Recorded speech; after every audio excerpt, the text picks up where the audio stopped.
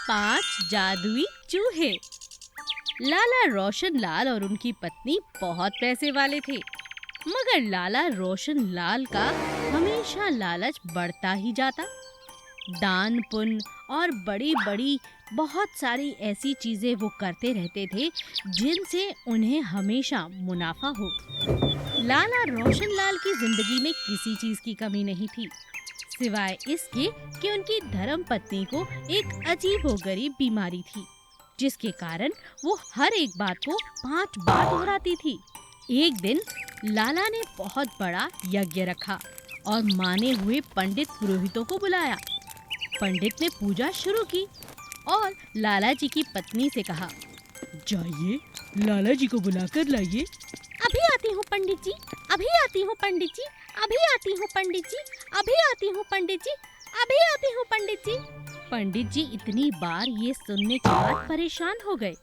लाला जी की पत्नी लाला जी के पास पहुंचकर कहती है, पंडित जी बुला रहे हैं, पंडित जी बुला रहे हैं, पंडित जी बुला रहे हैं, पंडित जी बुला रहे हैं, पंडित जी बुला रहे हैं। अरे अरे भाग्यवान, सुन लिया। ये तुम्हारी बड़ी बुरी आदत है।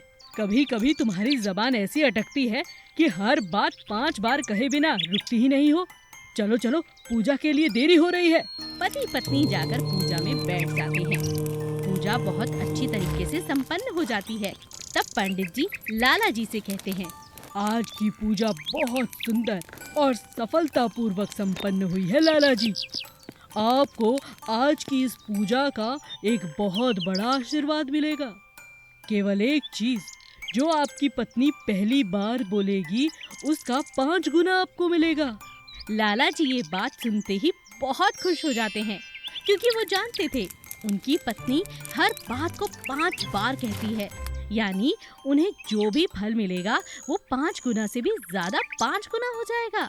लाला जी बहुत खुश थे कि अचानक उनकी पत्नी को अपने घर के अंदर बाहर से एक चूहा अंदर जाता हुआ दिखाई देता है।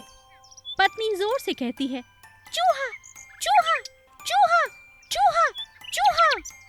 5 बार चूहा कहने के बाद पंडित जी और लाला जी हक्के बक्के रह जाते हैं और पंडित जी जोर जोर से हंसते हुए कहते हैं,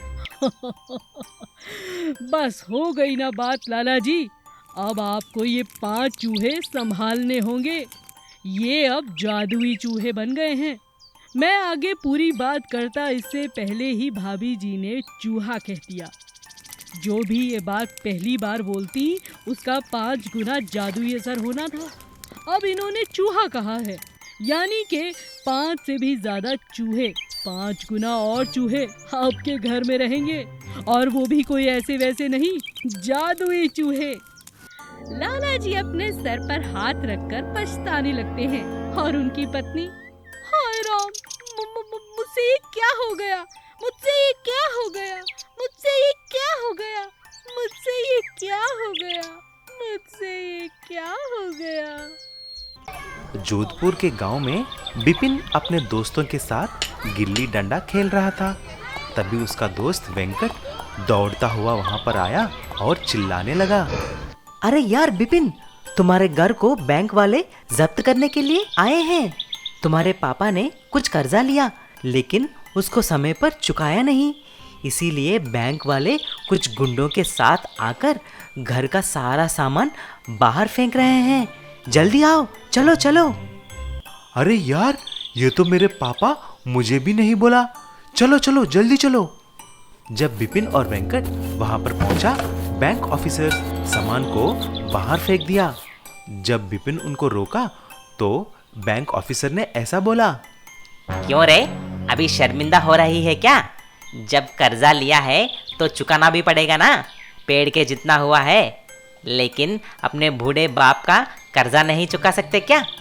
सर, आप मुझे 1 महीने की मोहलत दीजिए, मैं आपका सारा पैसा चुका दूंगा। ऐसा बोलते ही बैंक वाले चले गए। बिपिन अपने पापा से बात कर रहा होता है, तभी एक कौवा आकर एक खत को बिपिन के सामने फेंक कर चली जाती है। अरे, ये तो मेरे दादाजी का खत है, उनको गुजर के बहुत साल हो गए। इस पे कुछ लिखा है पिताजी।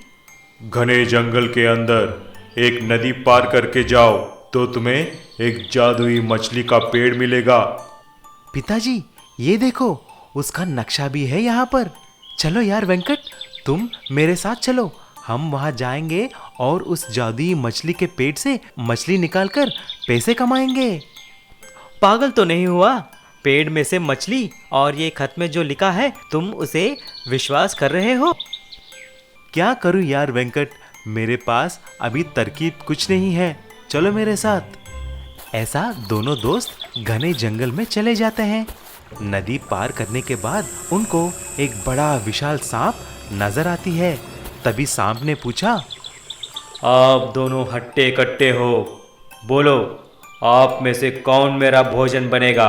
मैं अभी बुढ़ा हो चुका हूँ और मुझे बहुत भूख लगी है। तभी वेंकट ने बोला, अरे यार, मैं तेरे साथ आकर किधर फंस गया रे?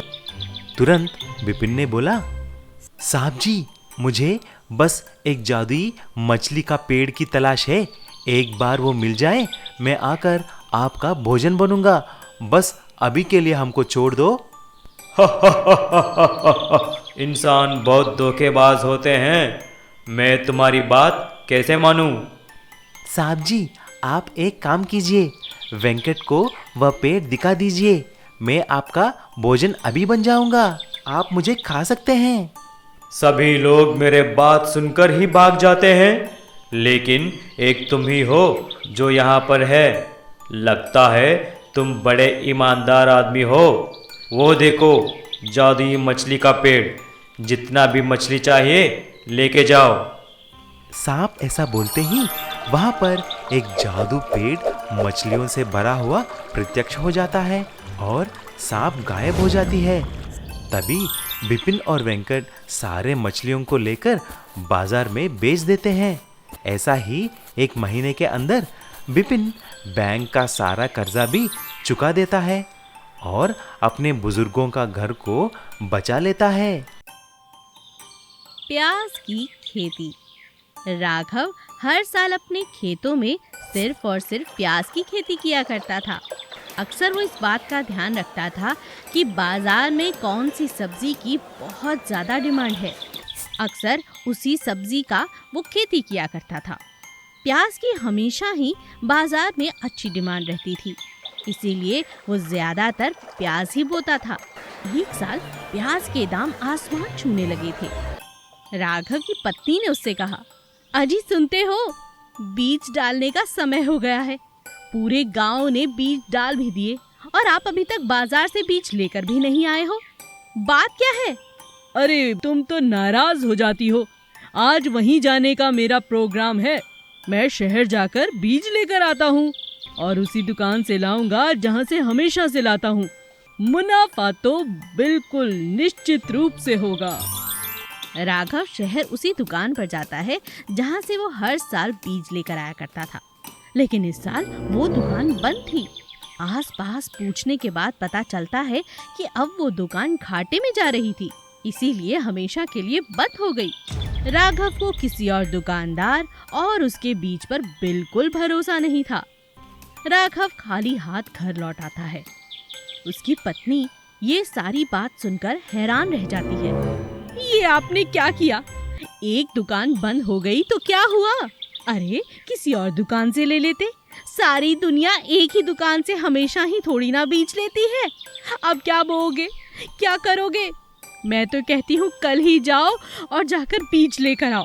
अगले दिन राघव नई नई दुकानों पर जाकर बीज के लिए बात करता है, मगर कहीं भी उसे प्याज के बीज नहीं मिलते। पूरे बाजार में प्याज के बीज खत्म हो चुके थे। यही बात जब वो घर में पत्नी को आकर बताता है तो वो बहुत नाराज हो जाती है। हे भगवान, जिसका डर था वही हुआ। अब क्या करेंगे? मुनाफा तो छोड़िए, खेती करना ही मुश्किल है बिना बीज के तो। राघव मुस्कुराते हुए अपनी पत्नी से कहता है, मैं जानता था तुम यही कहोगी, लेकिन इस बार मेरे पास एक उपाय है। उपाय? कैसा उपाय?